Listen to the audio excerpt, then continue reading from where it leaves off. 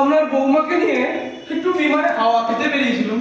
কোথা থেকে দুষ্টু ভূতগুলো বিমানখানি লোপাট করে আমার পারেশ্বরী দিকে কোথায় নিয়ে আটকে রেখেছে বাবু।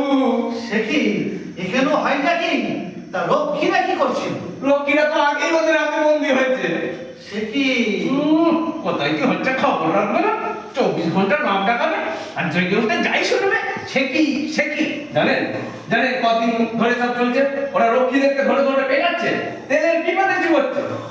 কাকে বলছি এখনো ঢুলছে জম, আগে সব গোলমাল হয়ে যাচ্ছে প্রভু। আমার তো গোলমাল হয়ে যাচ্ছে।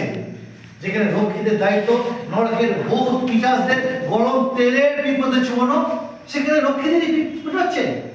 এসব কি হচ্ছে চিত্রগুপ্ত? হবেই তো।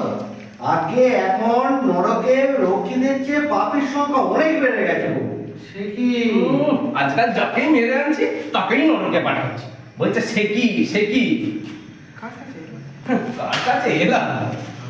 জম, আগে আমার মাথা ঠিক নেই প্রভু।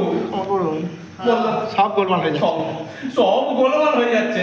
বলুন বেটাদের বললুম পারেশ্বরীটিকে অন্তত গোটা কত কমলা লেবু খেতে দিস, বড্ড ভালোবাসে।